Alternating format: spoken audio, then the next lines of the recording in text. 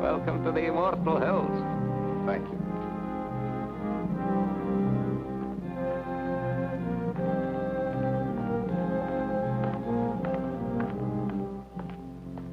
So, by way of making you feel right at home, Bobby. Mr. Chairman. Come along, sir. After you. This is your place now, you know. Of course. It isn't as if you was any stranger here, Bob. Yes, but somehow this place all looks different to me. Like I never saw it before. Well, maybe I never had to. It's cold as an icebox in here. Oh, that thing hasn't worked in years. Cement holds the wet, you know, makes the air a wee bit Christmassy. Won't bother you none once you get down to work. I'm not sworn in yet. Oh, that's only for show, sir. Now, let me see if I got the list of committee men right. First, Chairman Robert Kraft, yourself. Mr. Honiger, Treasurer, your Uncle George, Secretary, and of course Mr. Trowbridge and Mr. Bates, making 5 in all, right? Right. You can find me at any time, my dwelling straight across the boulevard, opposite the gate. Makes it nice, living so close to my work. Now, would you like to see the sights, sir? Give the roof a chance to catch the heat. Mm-hmm. If you get to make a tour, it's a bit warmer outside. That's quite a map. Oh, yes, sir. That's a map of the entire cemetery, down to the weest speck of dust. Here we are, and here's my shed with the row stone, and there's the gate you come in. Certainly kept it up to date. There's a new mausoleum on there already. Aye. Oh, yes, sir. This map's going to be a big help to you, Bobby. Suppose you got a customer and you want to know what ground we can show him. This is where the map comes in. One look and quick as a wink, you know who's where and what's what. It's them pins that makes it so easy. The black ones stand for the ones that is already there, and the white ones for them as has made their arrangements for the future. Now, for example, here's my place. Lovely, isn't she, Bob? There. Sun in the morning, but gets those trees to give shade in the afternoon heat. McKee, you've been on this job now 40 years, right? Aye. Well, I guess the committee's right. It's high time we retired you. Nothing to worry about. Full pension. You draw the same check every month. I'm to be paid for nothing from now on? No, you're to be paid for 40 years of devotion. And that's something. Anyone in mind to replace you? Oh, I hadn't given it much thought, sir, but, there must be plenty of young and hard-muscled tots would give the right teeth for my shoes. It's a lovely place to work. You're outside, near Mother Air. Well, let me know if you find somebody. Oh, I will. Yes, sir, that's quite a map.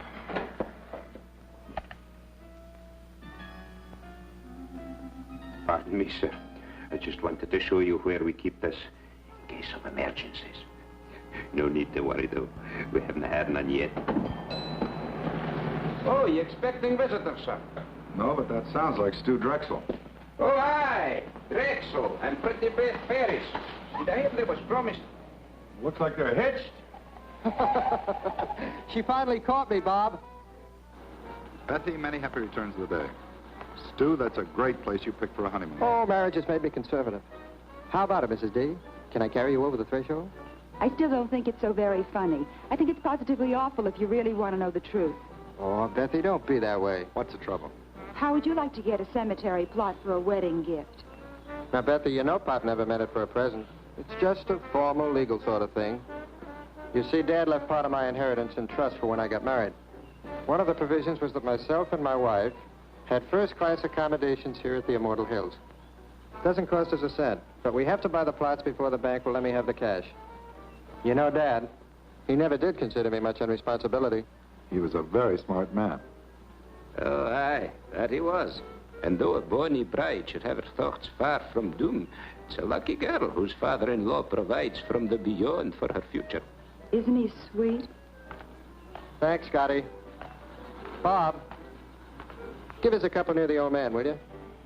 And call up Owens at the bank in the morning so I can cash a check. I don't think it's funny at all.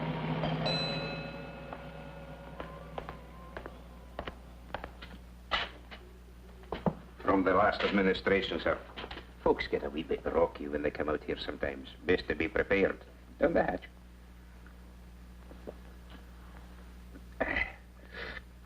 Thank you. Oh, over here. That's where the Drexel bunch is. It'll get so you'll love it out here, Bobby. It's a fine and green and lovely place. A fine place to slip away from the cares of the world.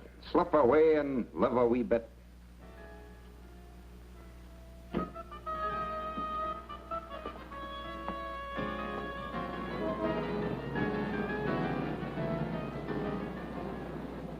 As retiring chairman of the Immortal Hills Cemetery Management Committee, George, I haven't got... it is now my very great pleasure to announce the appointment of Robert Kraft, president of Kraft's department. Now, George, don't shush me. You railroaded me into this. Now, wait a minute, Bob. It's your turn. Last year was his turn. The year before it was mine. Nobody refuses to take the chairmanship. Partners, Henry. President of Kraft's department store. Why? Nobody ever has. It's just not done, son. Well, can you give me one good reason why I should take over the management of a whole big cemetery when I'm up to my neck in my own business? As retiring Hold it. Of course I can. Tradition. Particularly for us Crafts. You always harp on dignity, honor, prestige. Well, how do you think we got it? Because your great-grandfather, your grandfather, and your father served on every community project, board, and committee that was ever created. They served for free, but they did it for business. That's what a fine family has to do in this town.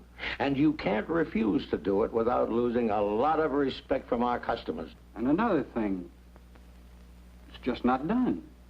Well, pass me over till next year. I'm up to my ears. Bob, do you realize you're talking about only a few hours a month at the most? McKee, the caretaker, handles everything. All you do is show up once a week and sign the checks. It's getting late, George. Proceed, Henry. Raise your right hand. Well, what about Bill Honegger? Raise your right hand. Do you, Robert Kraft, swear to discharge the duties and responsibilities of this office faithfully and completely to the utmost of your abilities? I do. Congratulations, Bob. Thanks, Mr. Trowbridge. Thank you, Uncle George. Okay, Miss Lane, you can put through his calls now. Thank you, Mr. Watson. I'll ring him for you now. Hello.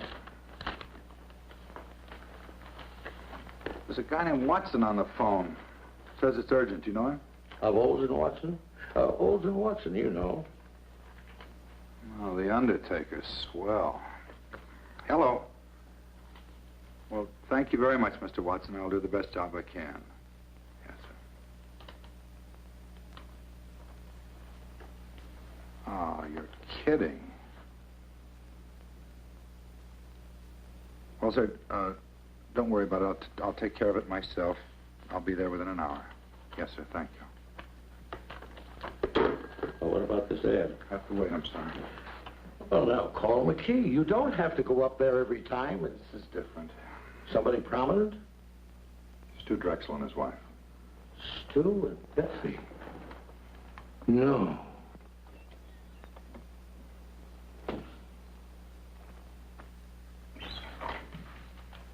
Hi. Hi, Jess. McKee, this is Mr. Jessup of the Milford Herald. Hi, Jessup. Oh, the west slope between the Pattersons and the Finleys. What else is new? You were my big news for the day. Asked about plans for the coming year, Kraft revealed the Immortal Hills will install a drive-in bar to stimulate additional trade. I'm stuck with the obituary detail. Boy, it's cold in here. McKee, let's get that heat on that letter tomorrow. Huh? We better get ready for the interment. Aye, that'll be done, sir. And you better change the Drexel pins. Black instead of white. Oh, they already got black pins, sir. Oh, who changed them? Well, now, the last I remember was the very day they come out here to give you the order, and you stuck in 2 pens. Yeah, I guess that's right. I must have picked up the wrong color. Hmm? Well, nothing. It's just a little weird, that's all. What? Well, the kids came out here right after they tied the knot. They bought a couple of plots. Stu was complying with some technicality in his trust. And it was all very cute. We had a couple of laughs. And afterwards, I jabbed 2 pins in the map, white pins, I thought, just to make it official. And I hear today they've been killed. And the maps had them on the blacklist all the time. Okay, so what? Well, nothing. It just made me feel a little eerie, that's all. I think he means he marked the young couple for death, sir. Yeah, I guess that was it. That must have been the feeling I had. Well, it's funny what'll go through a guy's mind, isn't it? Do me a favor, McKee. If he starts fooling around with those pins again, be sure he stays away from the west slope, between the Pattersons and the Finleys. Indeed, I will, sir. Hi, Annie. What are you doing out here? I had a luncheon date, but I was stood up. I know a nice little place down the street. I just might take you up on that. I won't hold my breath. George told me about Beth and Stuart, and I just had to see you. Made me think how lucky we are just to be alive and together. And this is Mr. McKee. This is Miss Craig, my fiancée, Andy. How do you do? Miss, would you be wanting me for anything else, Bobby? No, thanks, Andy. Bob. What's wrong? Well, nothing. I'm just a little depressed, that's all, but you'll take care of that. And I kept wishing we could keep our appointment. Oh, rendezvous, if you don't mind. Your gray flannel is showing. Actually, do you know what made me turn around and come here instead of going home? Mm-hmm. Well, I was driving along, feeling rejected. And then all of a sudden I saw you very clearly in my mind. Bob, it's just that you're too attractive. After all, president of a department store and in charge of the Immortal Hills. Irresistible. I saw you and I heard you. Lunchtime, Annie. That's what you said distinctly. Lunchtime, Annie. Well, I can do better than that, I hope. Oh, you did. You said, I want you. And I need you, and a whole lot of lovely things I'd be embarrassed to repeat. Yeah. You know, just about the time you were seeing me, I had you on my mind. That's amazing. No, I mean it. And I don't blame you for not wanting to repeat what I was thinking. We better go to lunch or get married. Or I can just as easily join Jess at that little spot down the road he spoke of. We regret the management does not permit exchanges once the merchandise has been purchased. Then I'll freshen up.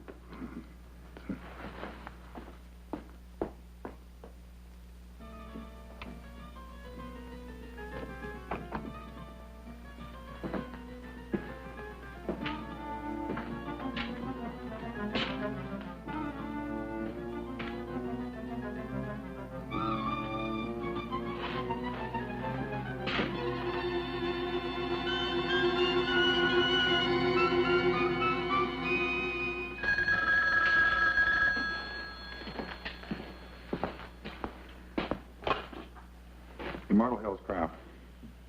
Hi, Carl. No, terrible. No, I'm sorry. The funeral's been confined to the immediate family. Yeah, all right, Carl. I'll see you later.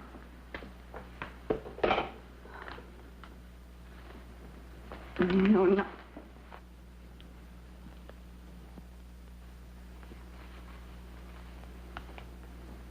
Yeah, you're right. What? You're right. We are lucky to Lucky to be alive. Be with each other. Come on.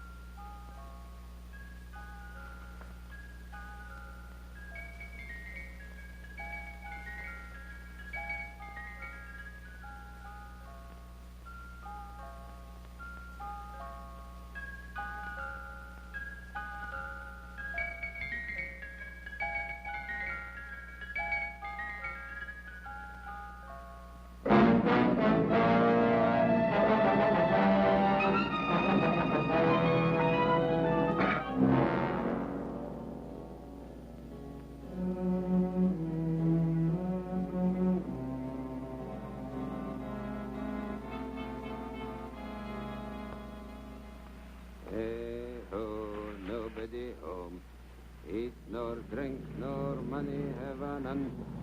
Still, well. Hey, Bobby! Be happy. Hey-ho. Ah, I picked the Strexel stone for glass. Fine and rich and swirly. I'm a granite man myself. Bobby! I've got a surprise. Found your replacement. Oh, well, no, not yet. But I'm scouting the countryside. This is far sweeter.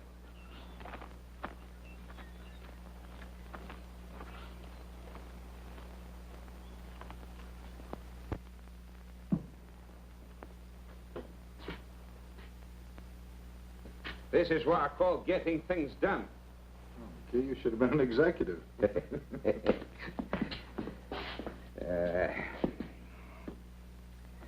Hey, best take off your coat, Bobby. You'll be getting overheated. Fairly quiet this week. Only one passing. Now, if you'll just sign these. Let's get rid of these flowers. Oh, aye, they smell a wee bit sickly. I was hoping to keep them for the burial this afternoon. We need much help? Oh, no, this is just an average funeral. They don't come like the Drexel doings every day, thank the Lord.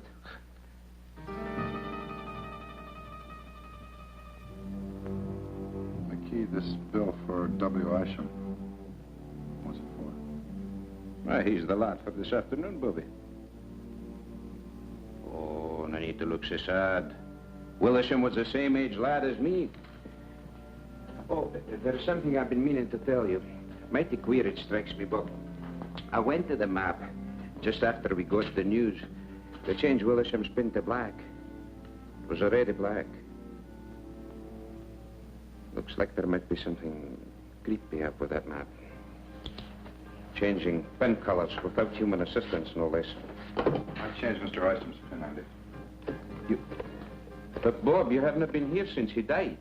Jessup, please. I know, I changed his pin before he died, not after. Jess, it's Bob Kraft. Can you come over here right away? No, I'm at the cemetery. That map's nothing but an old piece of paper hanging on the wall. All you do when you stick pins in it is to make holes in the paper. White pins, black pins, safety pins. It doesn't make any difference, see? Well, look, it's unfortunate that it worked out this way, but coincidences are part of everyday life. Some are funny, some are pretty odd, but this one isn't even good enough to make the back page of the shopping news. That's all it is, Bob, coincidence. Yeah. You're right, Jess. Thanks. That's okay. Sometime when I've tied on a real headbender, you can do the same for me. What's your trouble? Well, nothing, but I've been through all this before. The grass, and the quiet, and that sound. I never knew what it was. It's the sound of a name being cut into a headstone. Yeah, I've heard of people who thought they'd been through the same bit before in their dreams. I think it's even happened to me. What would you say if I told you this happens to me regularly? Ever since I was a child. Sometimes as often as every other week. I'd say you were sensitive or exaggerating. Third floor sportswear, 9280 gross. Compared to 8500 as the same date last year. Basement sportswear. I'm going to call Bates and Honegger and Trowbridge right now and tell them I'm quitting. Don't worry, George. Nothing drastic will happen to the store. My mind's made up. You mean mixed up? I've lived in Milford all my life, and I can't remember any man who ever let that place get the better of him. Why, when I was chairman, I'll bet I stuck the wrong colored pins in that thing a dozen times. If I ran out of one color, I used the other. You've only been down there a couple of times. George, I put black pins in the map for the Drexel couple the day they were killed. Now, I didn't think anything of it at the time. And then I took a white pin out of the map, quite at random, and I put a black pin in its place, and today I find out the old man it belonged to died during the week.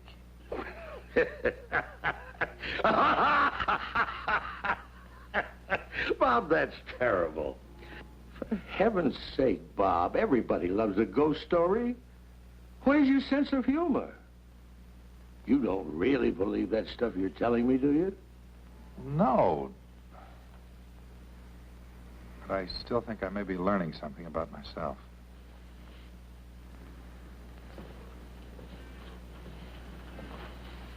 Where are you going? Oh, I think I'll just take a run out to the cemetery. What for? Sounds like it might be fun. After all, I've been trying to find some way to wipe out our competition for years. Good night, George.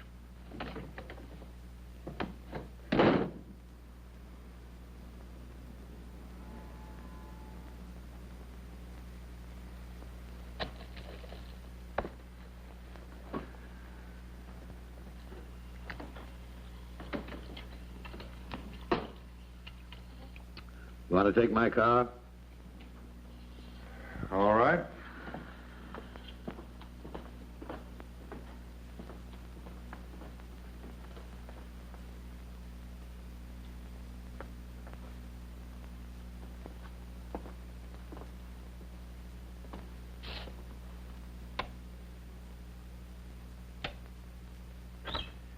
Won't be but a moment, sir. No, don't bother, McKee. I think I've got it.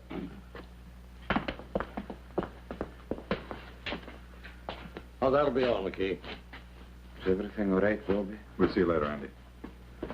Well, the place hasn't changed a bit since I was chairman. 2 more pins in the map. Black ones. White ones, too.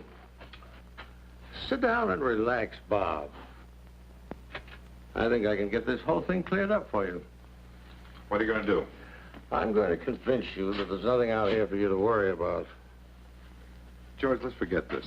Bob, I said I'm just going to convince you.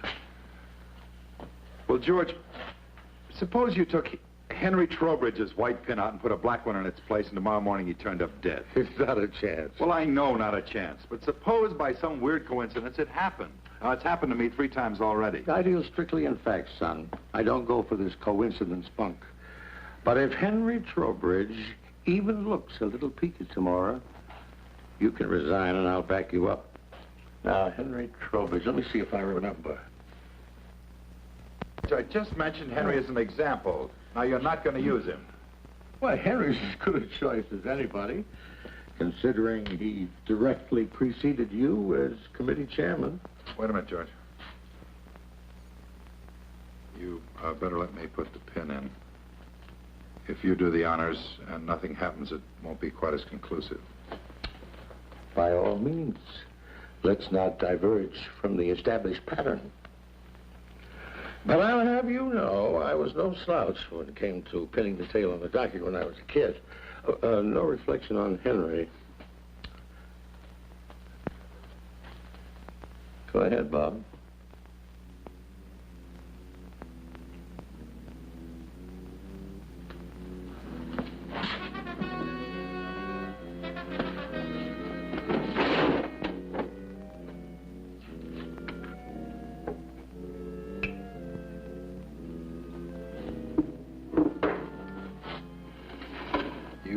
Henry and tell him what we did. He'd only think we were kidding. No, he'd believe you.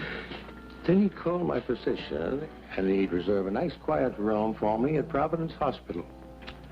Let's keep this quiet, my boy. Henry can't complain. After all, if his term had run a week or so longer, he might be having the willies instead of you.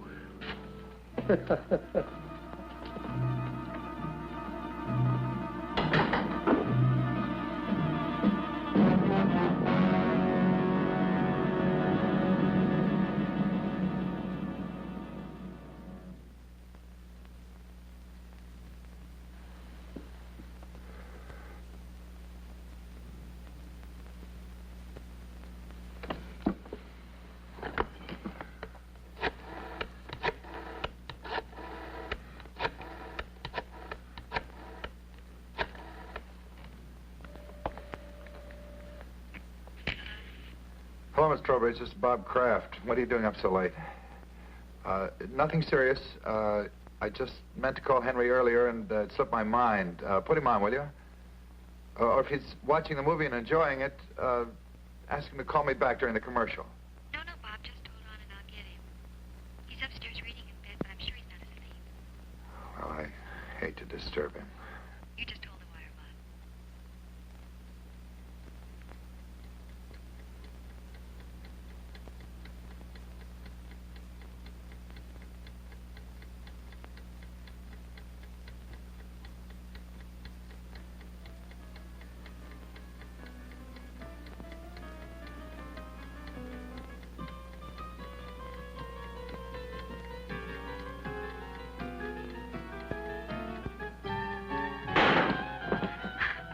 Hello, Henry?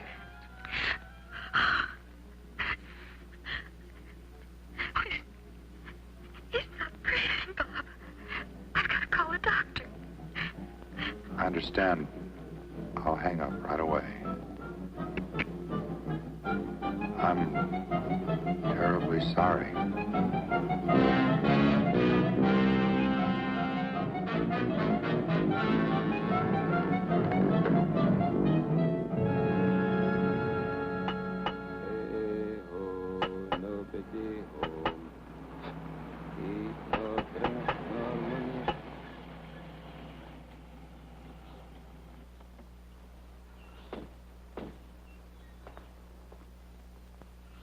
Wait here. This won't take long.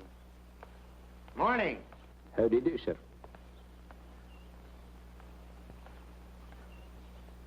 Well, I don't understand it. Jess said he'd be here in 20 minutes. Lieutenant Claiborne?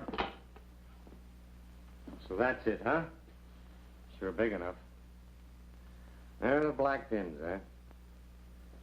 We're particularly concerned with these four. Isham and the Drexel couple, and now Trowbridge. Let me get this straight, Mr. Kraft. You say that every time you stick a black pin in the map, people turn up dead? That's right. Well, go ahead, Lieutenant. You think I'm a crackpot, and I hope you're right. I just want to prove it beyond a reasonable doubt.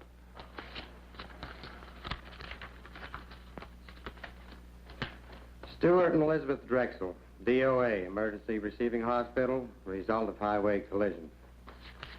William Isham, cause of death, cerebral hemorrhage. Henry Trowbridge, coronary thrombosis. Well, the rule is this. Where no evidence of homicide exists on initial investigation, the matter will be dropped. Investigated, found nothing. Sorry. Jessup? What's new, or should I say real? Nothing like murder, if that's what you're after. I'm sorry Bob saw fit to disturb you, Lieutenant. No harm done. What do you make of it, Jess? I keep telling him it's just coincidence. Yeah. If I were you, Mr. Kraft, I'd take a week or two off. Take it easy. You forget all about it. If you're going to use the story, kindly refrain from mentioning my name. I know. Lieutenant Claiborne, with an E on the end.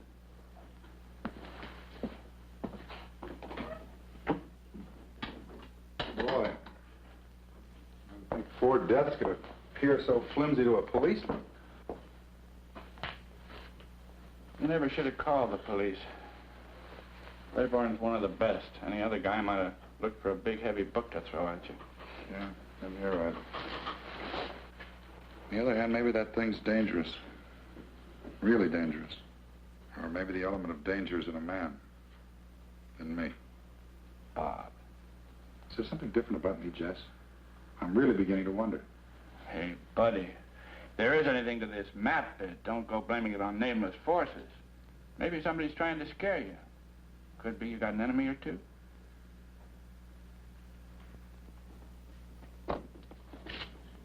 Somebody using your desk, George. He came in to keep me company, darling. That was very sweet of him. Oh, darling, you must be dead tired. I'm all right. No sleep, and then to have to go back I'm out all there right. again? There's no crime in needing a good rest. George, I've got some correspondence to take care of. I've already taken care of your mail, and I took the liberty of making reservations for you. Flight 33, leaving for Miami at 5:45. My pal Sanford owns one of the finest hotels on the George, thanks anyway. There's nothing I'd rather do, but I can't possibly go now. Bob, I gave you my word. If anything happened to Henry, you could resign. I talked to Charlie and Bill Honiger, and they understand completely. It's all fixed, son. The situation's changed. Until this thing's cleared up, I'm not about to resign. Oh. And when you tell the others, ask them to meet me here in my office, 7:30 tonight. Awfully short notice. The committee can't just ignore what's happened. I guess you're right. Darling. And I'm sorry, I didn't mean to snap at you. Now, why can't you resign? Well, because possibly something real, unreal, I don't know, is waiting to kill one of us every time I jab a black pin into that map. Bob, if you're talking about Henry Trowbridge, the poor man died of a heart attack. Heart disease is the country's #1 killer. Maybe not in Milford. Oh, Bob, you can't mean that that map is literally killing people? No, Ann, maybe it isn't the map. Well... What about the other day? You saw me, you heard me. Lunchtime, Annie, I want you, I need you. Bob, I was obviously trying to bring a little romance into our very dull and dismal lives. No, Ann, don't try to deny it. I No. do deny it. Bob, I love you. I'm not in any sort of occult thrall to you. Hey, can't you take a joke?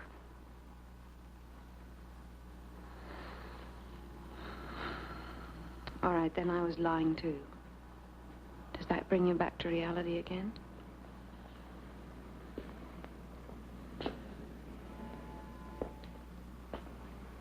Bob, I think we better take advantage of those plane tickets. George's Mr. Sanford's could be best man. The offer's awfully attractive. I love you so much. And if you're going to cry, do it someplace else.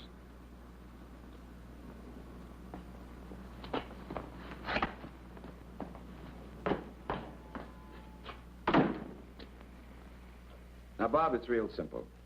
We're willing to play ball with you. If you want to remain chairman of this committee, we wouldn't think of trying to dissuade you, because we have confidence in you. Full confidence. All the confidence in the world, Bob. Now, all we want before we break this up is a promise from you, Mr. Chairman, that before you turn in tonight, you'll go out to the cemetery. Now, let me finish. You'll go out there and change my white pin to black, and Charlie's and George's. Just as simple as that. And then go home and go right to bed. No, sir. You're not the committee, Bob. You're only our chairman, with the duty to carry out the will of the majority. We feel that you should do as Bill said, because it'll put an end to this business once and for all. Otherwise, we'll do the resigning right here and now. Well, let me sleep on it. Let's all sleep on it. I don't think you people realize what might be involved here. Motion defeated. Tonight. Well, your devotion to the principle of majority rule moves me deeply. Okay. And good night.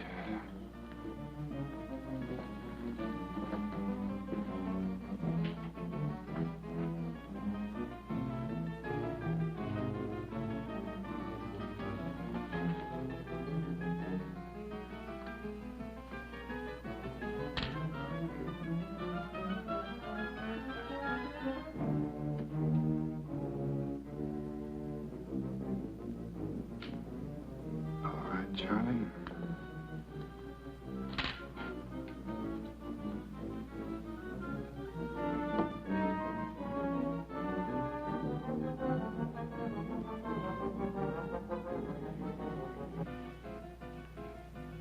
Here goes nothing, Uncle George.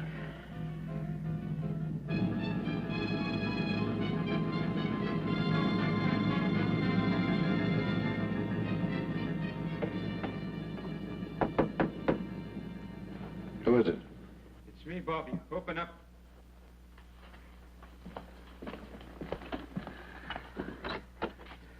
I seen your car lights from my window driving through the gate, so I come running. You needn't have bothered McKee. You put in a full day already, and I'll see you tomorrow. No. Bobby, please. Bobby, listen. When you locked and bolted this place, I said to myself, now there's a man who knows his business. That's what I said. He may not know everything what's behind it, but he knows when a thing's to be fooled with and when it's to be left alone. There's nothing to fear with a man like Bobby Kraft at the tiller. That's what I said. Well, that's fine now. You run along home and don't worry about a thing. Nothing's going to happen to you. No. Please. Bobby, lock this door again and send yourself home. Or else, who can answer for what may happen to the whole miserable lot of us? It'll have to be open sometime. If I don't do it, they'll get somebody who will. Well, good night, Andy. Good night.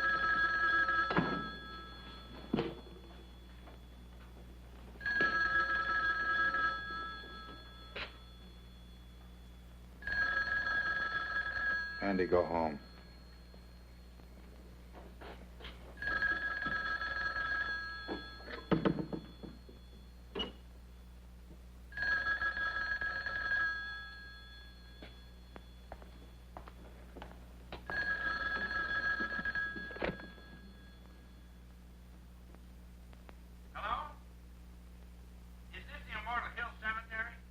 What do you want, Jess? Bob? Why didn't you answer me? I've been looking all over town for you. I'm calling from your place now. What are you doing at the cottage again? Haven't you had enough for one day? Jess, I think I've done something terribly wrong. Well, Pete, what are you talking about? Well, we had a meeting of the cemetery committee after closing tonight. Bill Honegger, Charlie Bates, and George, everybody. And they voted to make me come out here to the cemetery and stick black pins in the map for each of them. Just like it was some kid's nightmare. So I did it. Jess, there's a black pin in that map for Charlie Bates and Bill Honegger and George. And if anything happens to them, to any of them, it's my fault, nobody else's. Nothing's going to happen to them, Bob. As a matter of fact, I think they did you a big favor. I've never heard of a coincidence involving 3 people dying all at once. By tomorrow at this time, this whole big worry of yours will do nothing but a lot of hot air. Well, I hope you're right, Jess. I guess there's nothing for me to do but see this thing through. I think I'll check on it myself and see... Bob? Bob?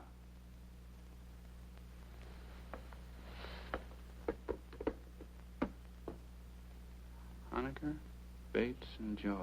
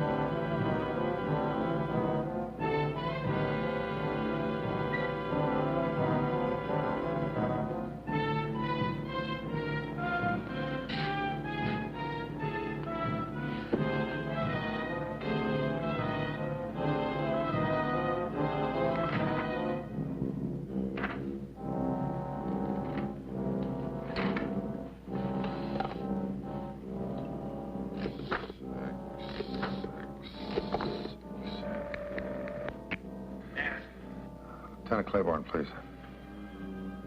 Homicide. This is Homicide, Sergeant Greer. Lieutenant Claiborne, please. Not here. Can I take a message? Sergeant, this is Bob Kraft, Kraft's department store. Oh, sure. Oh, wait a second. Wait a second, I'll check. Mr. Kraft, are you calling on police matters or just something personal? Well, it's a little bit of both, Sergeant. Drive at Adams 1311. Thank you.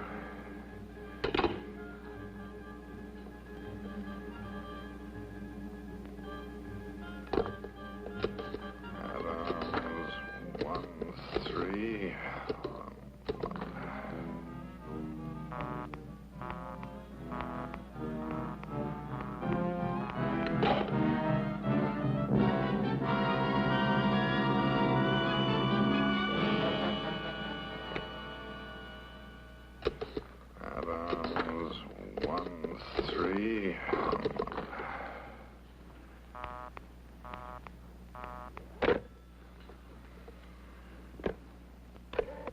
Adams 1311.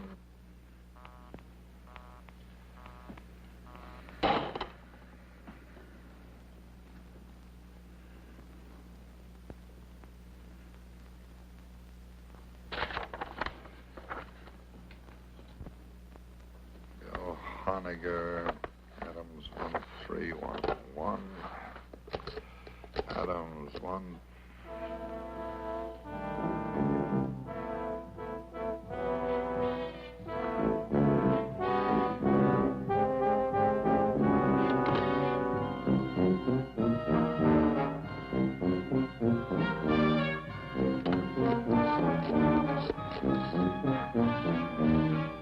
Give me a homicide. Yes, sir. Homicide. This is Bob Kraft speaking. I can't get through to that Adams number. No. Claiborne's at that number, and it's imperative that I speak to him right now. Well, sir, just a second, sir. I think he's reporting in or on the line. They've been trying to get you, but your line's been busy. Hang up and I'll call you back right away.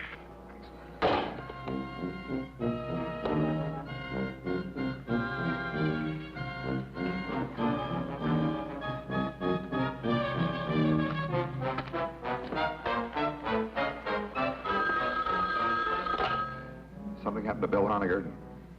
Hello. Yes, Bob. Just, I'm expecting a call from Claiborne. Hang up. Call me back in 10 minutes. Claiborne's with me. Let me talk to him. He's not here now. What's wrong, Jess? Bill Honiger's dead. As soon as I found out, I routed Claiborne out of the sack and filled him in on the whole wild story. We were over at Honiger's in 10 minutes with 2 squad cars detailed to cover Charlie Bates and your uncle. How did Honiger get it? Well, he didn't. That's the trouble. What? Poor guy just dropped dead. Nothing out of the ordinary. Bates? Charlie Bates? They found him in his apartment. Say it. No homicide. He just stopped breathing. George? George, yeah. I called and told him about Honiger before I left for Claiborne's. By the time the police got there, George had already left.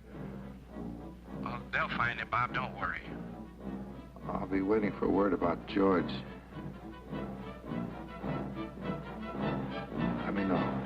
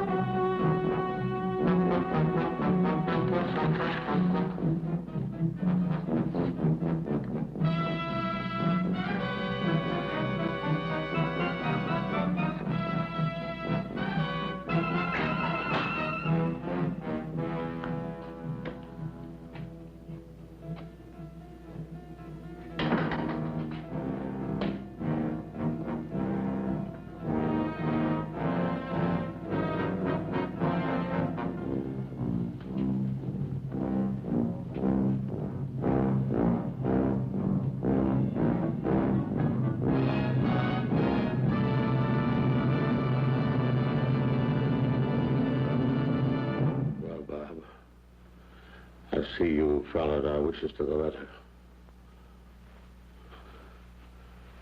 Come on.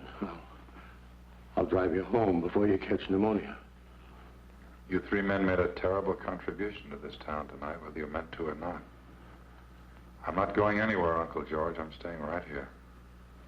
Well, I'll admit that what was Charlie and Bill going so suddenly. Charlie and Bill and Henry and Isham and Beth and Stu. Stop looking at the map. You're looking at it. I'm looking at you. We're both waiting, aren't we, Uncle George? Waiting to see if you escape. Escape dying? Nobody escapes that, my boy. The only question is how long. The only question is, does a man die in his own time or in the maps? So far, everyone's been forced to conform to its schedule. Everyone but you.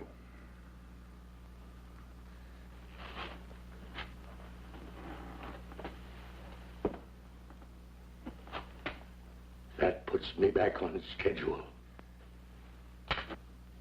My own schedule.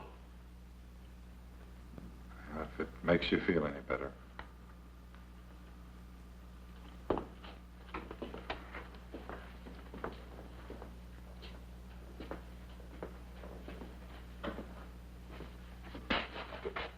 Let me tell you something. From now on, if you want to see me, you're going to have to come down to the store.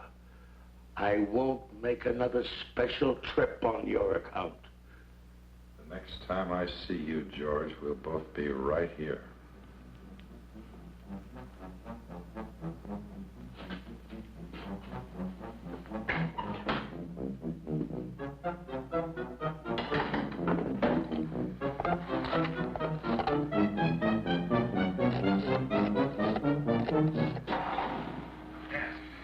Homicide.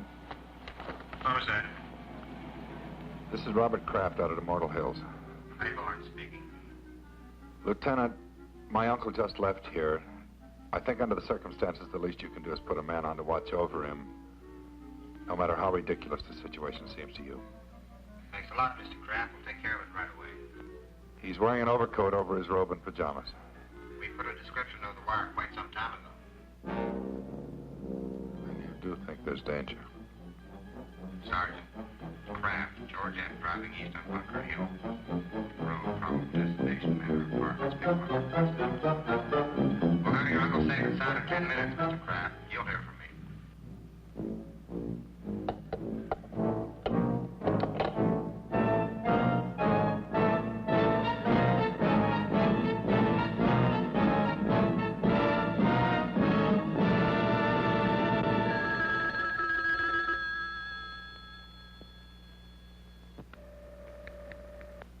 Are you sure your uncle was out there tonight? You didn't just think you saw him?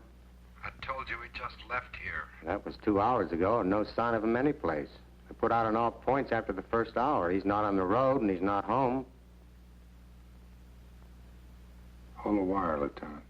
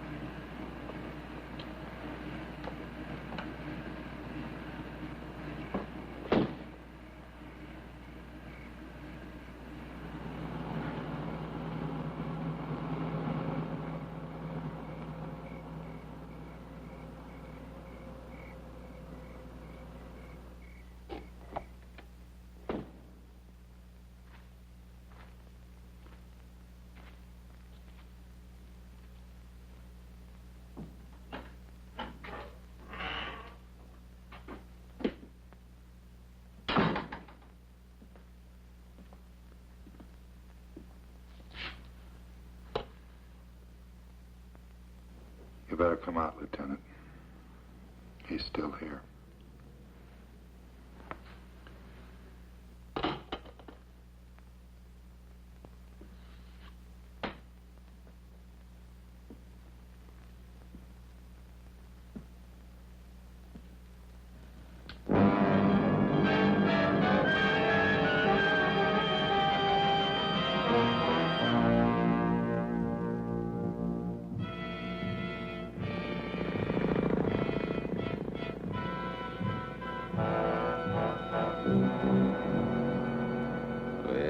All the day, Randall, my son, where have you been all the day? Andy! Someone, I've been out hunting, mother.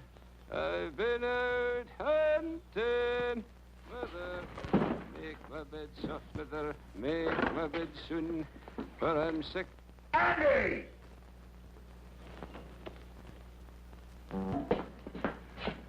McKee, I'm going to burn that stuff in the greenhouse if this heater doesn't work by tonight. Bobby, it took a whole lifetime of collecting for me to get the whole caboodle here. And see here, you haven't even touched your food. Man, you've got to eat if you want to keep above the ground.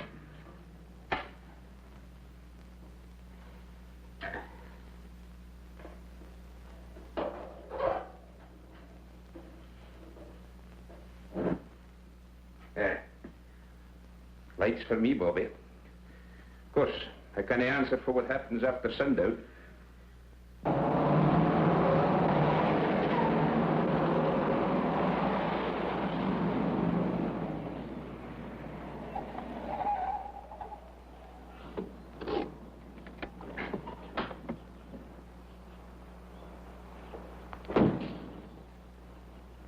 Better wait in the car.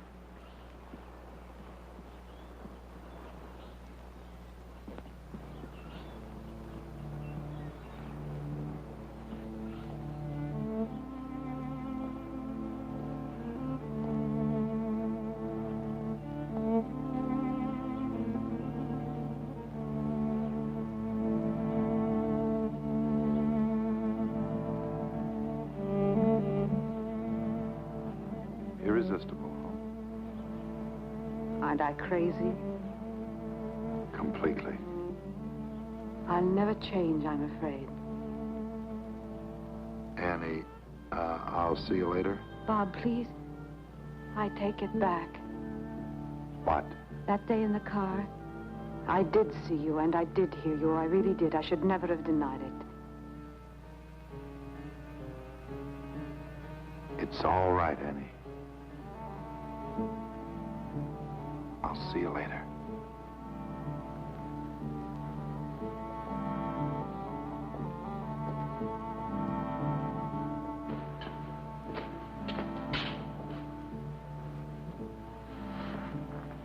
You have a party named Jacob Mittel someplace in the map?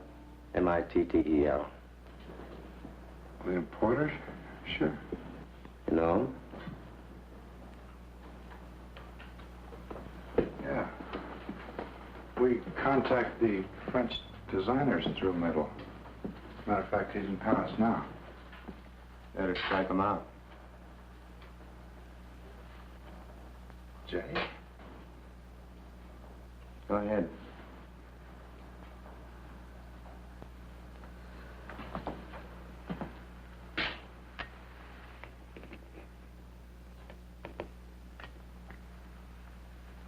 How did he die? He isn't dead. At least not yet.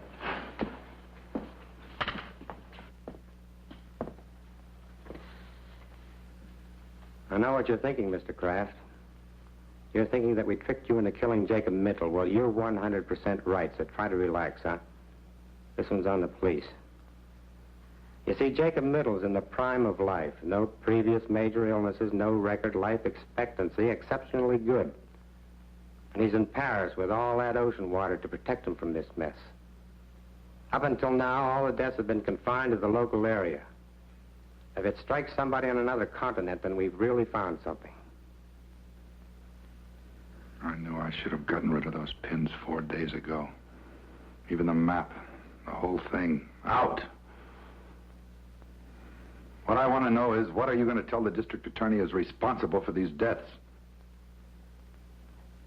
We gave this case a real full-dress investigation, Mr. Kraft. Questioned you and all the other suspects and witnesses until a point of comedy. Found nothing. No motive, no opportunity, no suspect, no crime, no weapon. Except 7 pins went in. And the 7 people died, not 1, 7. Who put in those pins? You did, all 7.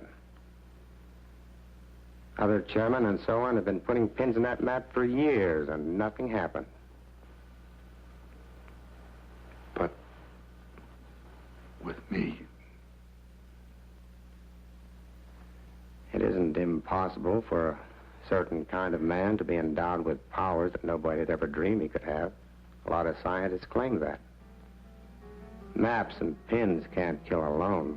The power of a human brain has to be behind them. Like in the Indies, I guess, those voodoo dolls you hear about. Which doctor sticks pins in the thing until the guy in question is jinxed into dying. Of course, I know he didn't mean to kill anybody.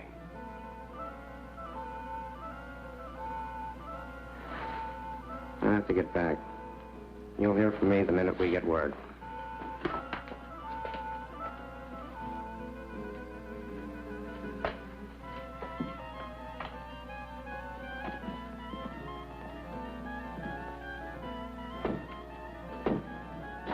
I think I'd best be running along, too, Bob. I think so.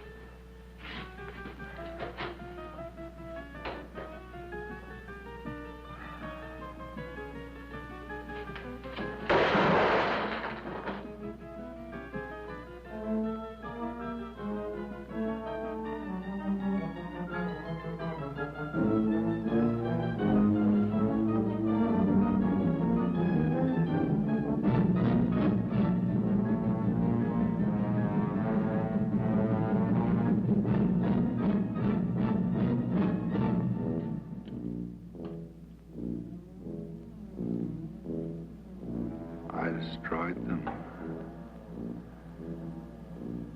Something in me killed them. Something in me.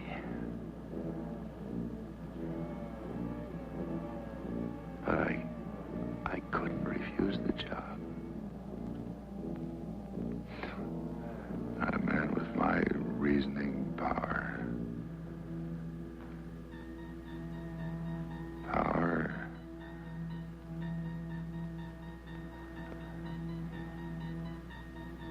If I have the power of death using the black pens, then I must have the power of life using the white ones.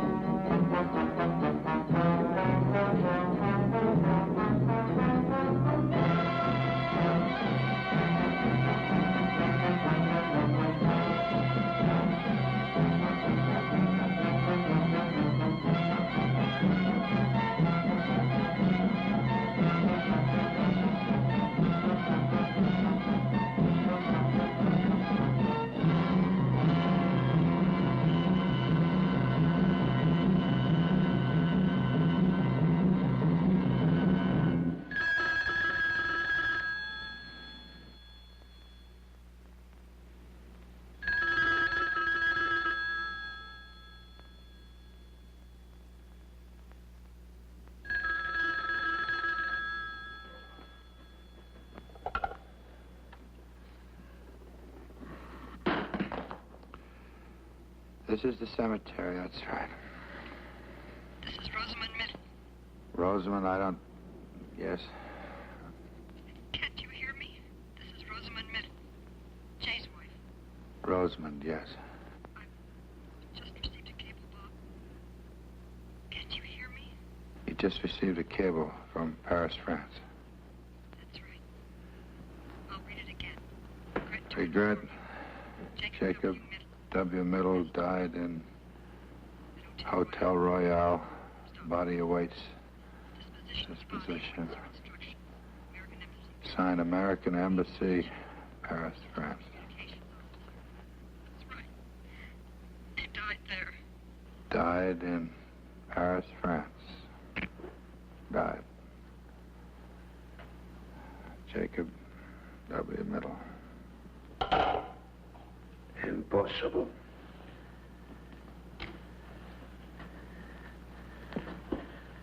Impossible. He cannot be dead. What? What? You still think that thing's the killer? Or your own puny power, Mr. Chairman?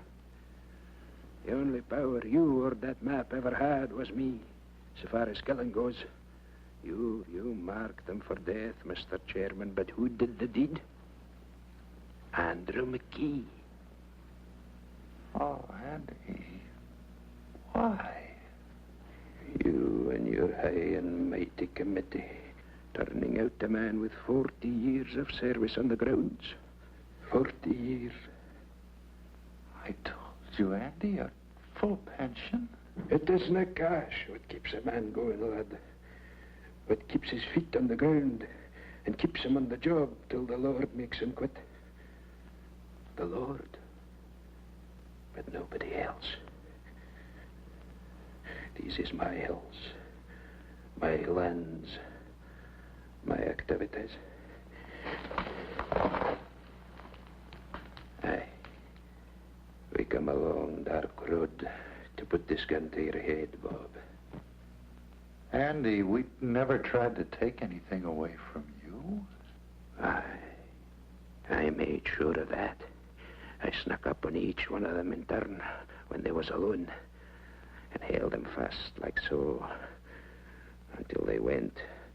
Aye, even big old George, your uncle, left as easy as a baby. Middle. That doesn't explain what happened to Middle. Middle's dead. Will you stop that confounded talk, man? That map's not but a doodad. You fool.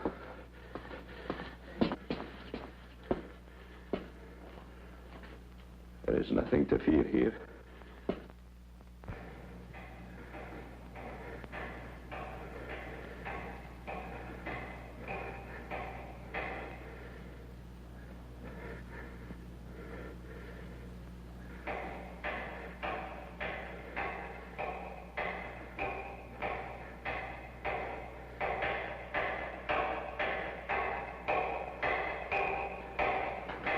That map.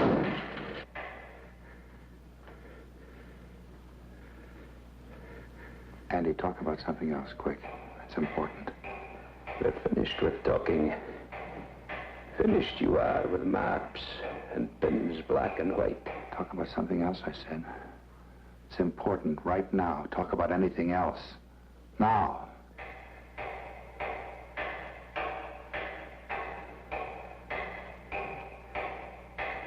Why? Because I caused you to kill those people. Andy, you better get this straight right now. You heard that lieutenant. It's possible for some people to have things inside them that make other things happen. Nothing is impossible for a man like that if he thinks about it hard enough. I know you, Andy. You're no killer. I made you do it. You talked me into killing them? Then they could all be back. Andy, I never knew it. How'd you come for that? That noise. Can't you hear it?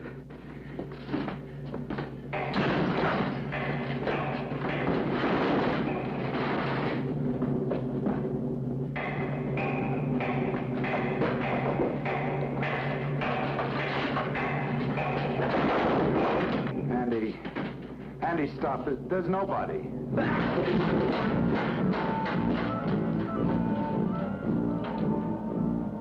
They could all be back. They could all be back.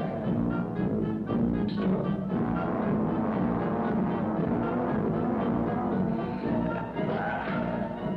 Don't let them take me, sir. Go away, Ed. You should have sat in and white men's fault. But now it's too late. Too late.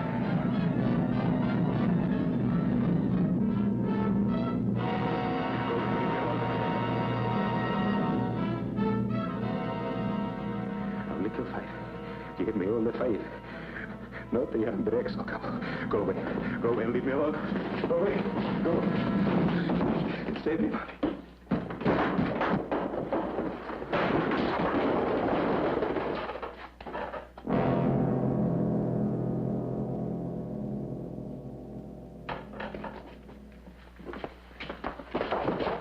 He's dead, Lieutenant. All right, forget the normal procedure. Get him out of here.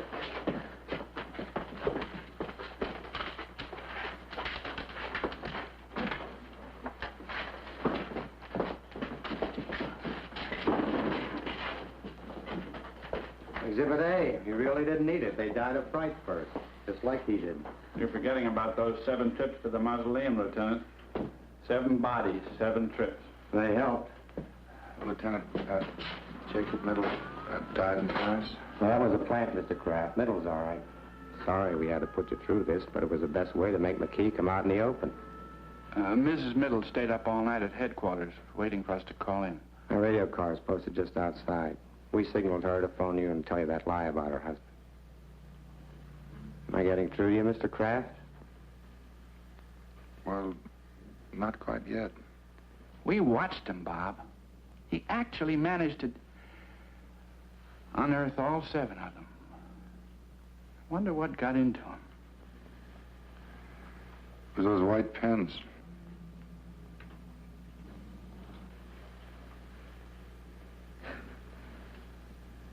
It was.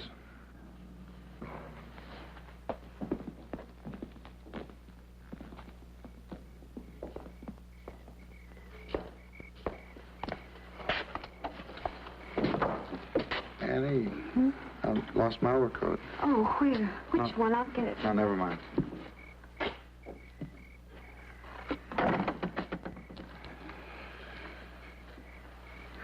I think I can find it myself.